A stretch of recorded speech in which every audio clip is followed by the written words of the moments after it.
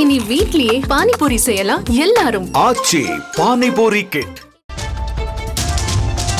பெண்கள் குறித்து கொச்சையாக பேசுவதுதான் பொன்முடியின் வாடிக்கை என்று அதிமுக முன்னாள் அமைச்சர் செல்லூர் ராஜு விமர்சித்துள்ளார். மதுரையில் செய்தியாளர்களிடம் பேசிய அவர், தேர்தலுக்கு முன்பாக கூட கூட்டணி அமையும் என்றும் அதெல்லாம் தேர்தல் வியூகம் என்றும் கூறியதோடு அடுத்த முதல்வர் இபிஎஸ் தான் என்ற எண்ணம் மக்கள் மத்தியில் எழுந்துள்ளதாக தெரிவித்தார்.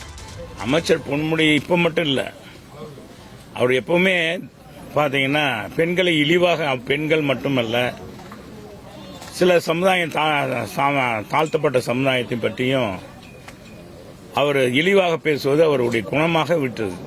நாங்க கட்டணமில்லா பேருந்துன்னு போடுவோம், இவங்க இலவச பேருந்துன்னு போடுவாங்க.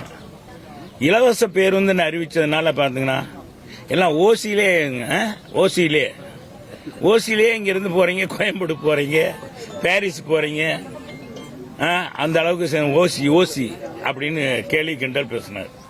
அதை நான் முதல்ல நான் தான் தமிழ்நாட்டில் அதை எதிர்த்து வன்மையா கண்டிச்சவன். இனி வீட்லயே பானிபூரி செய்யலாம் எல்லாரும். ஆச்சி பானிபூரி கிட்.